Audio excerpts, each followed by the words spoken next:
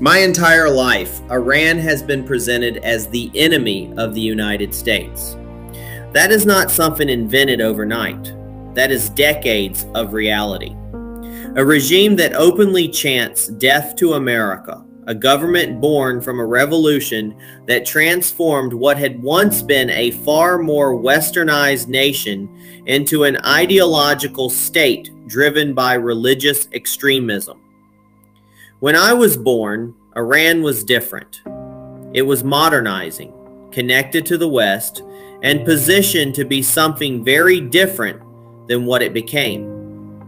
Then a revolutionary movement took control and turned that country into a regime that has spent nearly half a century exporting instability, funding proxy conflicts, and threatening the very nation I live in. And this is not abstract rhetoric. Iranian leaders and officials have repeatedly threatened Americans and even spoken openly about assassinating American leaders.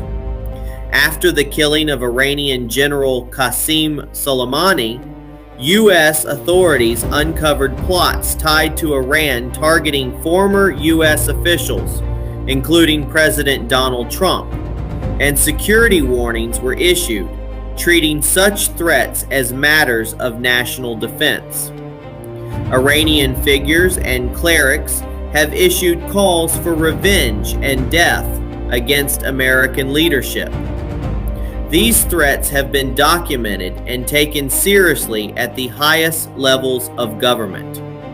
So when Americans look at Iran, many of us do not see a distant conflict. We see a regime that has openly defined itself as our adversary for decades. President Trump attempted negotiation through pressure and diplomacy.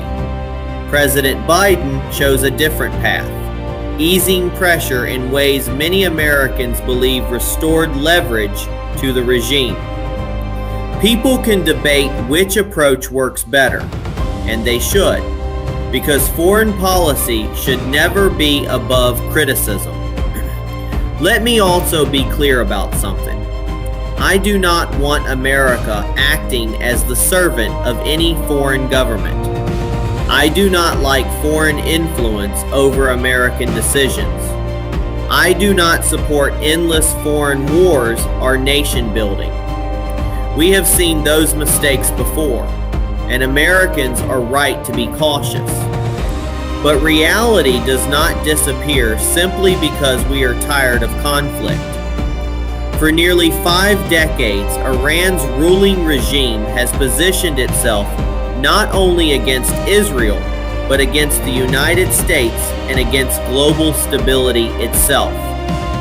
Terrorism and direct threats cannot simply be ignored because we also face serious problems here at home.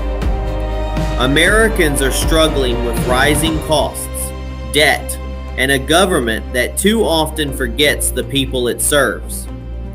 I am 48 years old, and all my life Iran has been the real enemy. Not China, not Russia, Iran. A regime that controls enormous regional influence while sitting over resources the world depends on, all under leadership openly hostile to America. At the same time, I understand the frustration Americans feel domestically. We have budget problems, economic pressures, and communities asking why their own government sometimes seems more focused overseas than at home. The real challenge is balance. A nation cannot neglect its citizens chasing foreign conflicts, but it also cannot pretend that global threats vanish if we simply look away. Strength abroad and stability at home are not opposites. They must exist together. The saying goes, "The enemy of my enemy is my friend." That does not mean blind support for every military action. It means recognizing geopolitical reality. If forces inside Iran challenge a regime that has spent decades threatening America and encouraging violence against Americans, many people will see that moment as a potential turning point. Peace is not maintained by wishful thinking. It is maintained through deterrence, diplomacy, and clarity about who threatens freedom and who defends it. America's task is not choosing between fixing problems at home or confronting terrorism abroad. The task is doing both wisely, constitutionally, and with clear national interest guiding every decision. Because going right does not mean choosing war. It means choosing reality, protecting liberty, and refusing to ignore threats while still rebuilding strength here at home. America must learn to walk and chew gum at the same time. We must protect our interests abroad while rebuilding strength at home. Strength is not choosing one over the other. Strength is maintaining both.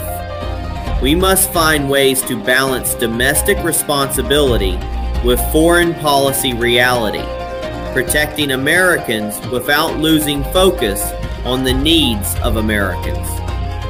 That is the challenge of leadership, and that is the challenge of our time. This is Go Right with Peter Boykin, the Constitutionalist for Liberty. Visit GoRightNews.com and stay connected across all platforms as we continue standing for liberty, truth, and constitutional responsibility. Until next time.